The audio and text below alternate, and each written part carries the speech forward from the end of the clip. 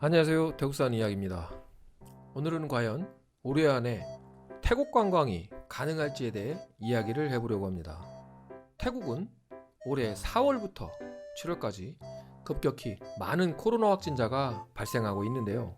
오늘 날짜 기준 13,655명의 확진자가 발생하고 있으며 누적 사망자 수는 3,697명으로 발표되고 있습니다. 현재 태국의 백신 접종률은 전국 인구의 17.43%인 1차 접종자 24만 6,287명, 2차 접종자 33,289명으로 현재 발표되고 있는데요.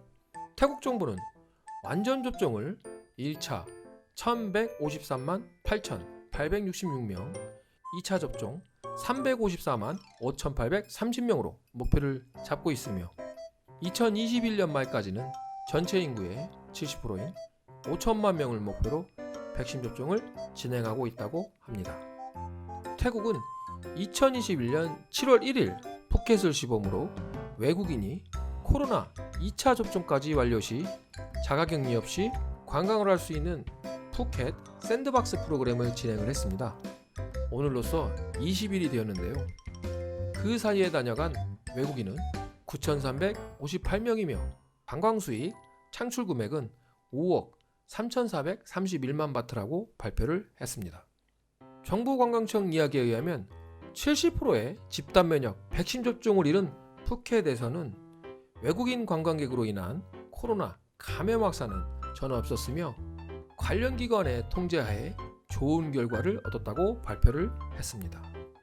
또한 푸켓 샌드박스 프로그램을 시작으로 8월 1일부터는 한 단계 업그레이드된 외국인 관광객 방문이 많은 피피섬, 응아이섬, 라일레이섬, 카오락, 팡아만 등으로의 연계 프로그램인 7+7 개방 확대를 계획 중이라고 발표를 했는데요.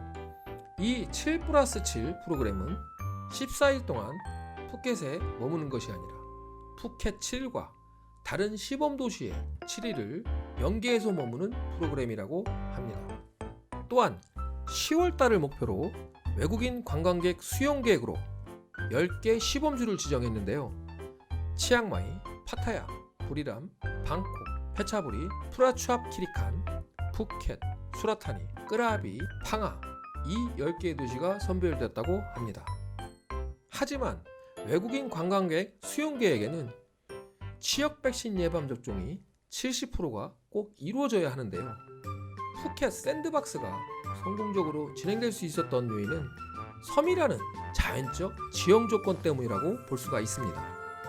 이 자연적 지형 조건은 외국인, 태국인의 출입을 손쉽게 통제할 수 있으며 백신 접종에 있어서도 지역 및 전체 파악이 대체적으로 용이하다는 장점이 있다고 볼 수가 있습니다. 하지만 10월을 목표로 둔 도시들은 어떠할까요? 일단 중부권인 방콕과 파타야, 그리고 북부 치앙마이. 아마 남부 휴양지에 비하면 이동하는 인원이 가장 많은 관광 도시가 되지 않을까 싶습니다. 문제는 이런 도시들에 거주하며 일을 하는 태국인들인데요. 거주지가 정확한 그 지역 거주민이라고 하면 문제가 될 게 없습니다. 하지만 지방에 거주를 하며 돈을 벌기 위해 대도시로 오는 태국인이 대부분일 거라는 것은 여러분도 많이들 아실 겁니다. 만약에 외국인이 다시금 태국을 찾는 기회가 된다면 태국인들 또한 지방 도시에서 대도시로 대거 이동하는 것은 불보듯 뻔한 사항이 될 텐데요. 그렇다면 그 사람들이 포함되지 않은 상황에서 70%의 집단 면역을 이루는 것은 무슨 큰 의미가 있겠습니까? 혹은 대거 이동하는 사람들에 대한 전수조사는 과연 이루어질 수 있을까요? 또한 유흥업에 종사하는 사람들은 활동 시간이 대부분 늦은 밤 시간입니다. 음지에서 일하는 유흥업 종사자들에 대한 신상 파악은 거의 불가능이라고 볼 수 있습니다.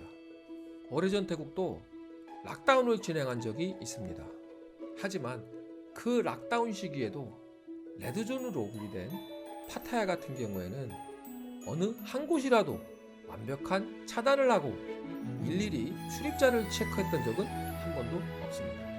태국 정부가 목표로 하는 10월까지의 관광 개방은 그에 따르는 많은 문제점을 해결하지 않는다면 굉장히 어려운 상황이 다시 돌아올 것이라 봅니다. 그렇지만 이 모든 어려움 속에서도 제 개인적인 생각으로 태국도 올해 안에는 관광업계에 대한 뾰족한 방법을 놓지 않는다면 정말 큰 문제에 봉착하게 될 것이라 생각이 듭니다.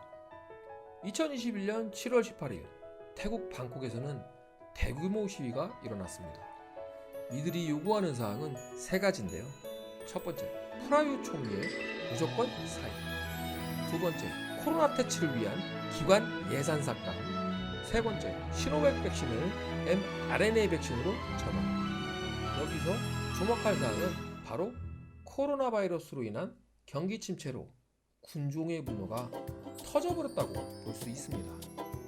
바이러스 방역에 실패한 프라유 총리에 대한 국민의 분노, 왕족과 정부기관에 쓰이는 예산은 줄이지 않고 백신 구매에 대한 정부 재정만을 이야기하는 현 정부, 그리고 중국산 무료 백신인 거죠.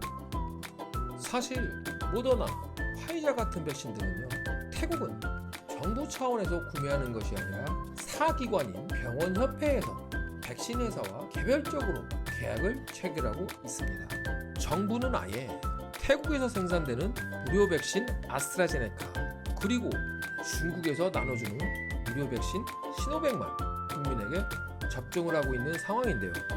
이 또한 당초 정부에서 발표한 백신 수급 수량에 터무니없이 부족한 실정이며, 정부는 계속적으로 백신 수급에 대한 계획만 발표할 뿐 명확하게 백신이 들어왔다는 어떠한 사실 확인도 국민에게 시켜주지 않고 있는 상태입니다. 그러니 돈 없는 서민들은 정부의 지시대로 마냥 위험에 노출되어 1년 이상 긴 시간 동안 기다리는 상황이었던 거죠. 하지만 믿었던 정부의 발표와 대처 방안에도 13,000명 이상의 확진자가 태국 내에서 발생을 하고, 그들의 생활전선인 일선까지도 이제는 집단 간염 확산으로 번지게 된 시점입니다. 태국 노동부가 파악한 노동자는 대략 1200만에서 1300만 명이라고 합니다. 또한 국내 총생산 GDP의 52.4%가 관광 부분에서 발생을 합니다. 바이러스로 인해 관광객이 끊긴 지는 오래되었고, 그나마 그들이라는 직장마저도 바이러스에 대한 공포로 다닐 수 없는 상황이니만큼 당연히 국민들의 분노는 극에 달할 수밖에 없는 것이죠. 어쨌든 지금 현 태국 정부도 외국인 관광객에 대한 개방을 위해 많은 노력을 하는 것은 사실입니다. 푸켓 샌드박스 프로그램, 코사무이 플러스 프로그램, 푸켓을 연계한 7+7 프로그램, 이런 프로그램들이 태국에서 진행하고 있는 외국인 관광객을 위한 좀 노력인 거죠.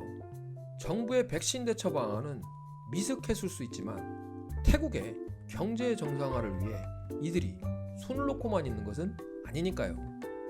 그리고 팬데믹 상황에서도 위험을 무릅쓰고 터져버린 국민들의 분노를 본다면 올해 안에는 태국도 국가 경제의 큰 부분을 차지하는 관광업계는 개방하지 않을까 싶습니다. 조금 전에 말씀드린 방콕 시위에 앞서 하루 전날인 7월 17일에는 파타야 지역에서도 대규모 정부 시위가 발생을 했는데요. 많은 파타야 주민들이 오토바이와 차량을 끌고 퍼레이드 시위를 벌였다고 합니다. 역시나 이들이 요구하는 무능한 프라유 총리의 퇴진이었다고 하는데요. 파타야 교주하는 태국인들 또한 본인들의 생계까지 위험을 가하는 코로나 백신을 대처하는 정부에 대해 불만이 폭파해버린 거죠. 하루빨리 태국이 백신 접종을 서두르고 안정된 태국의 모습으로 많은 외국인 관광객이 오기를 고대하며 오늘 영상은 여기서 인사드리도록 하겠습니다. 태국 파타야에서 일어난 대규모 퍼레이드 시위를 보면서 저는 이만 물러가도록 하겠습니다. 고맙습니다.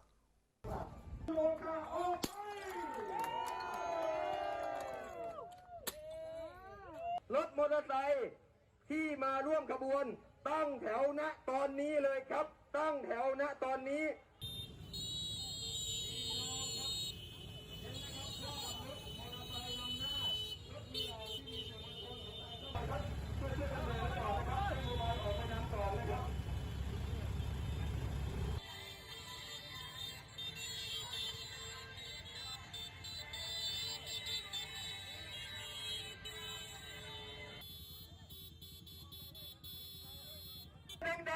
ไอ้เหี้ยตูเลยแล้วค่อยๆเคลื่อนไปเรื่อยๆเลยครับพี่น้องมอเตอร์ไซค์ค่อยๆเคลื่อนไปเรื่อยๆเลยนะครับรถที่จะร่วมขบวนให้ต่อท้ายรถโมบายคันนี้เท่านั้นนะครับรถที่จะร่วมขบวน โอเคครับผมพี่ ขอบคุณครับ ขอบคุณครับ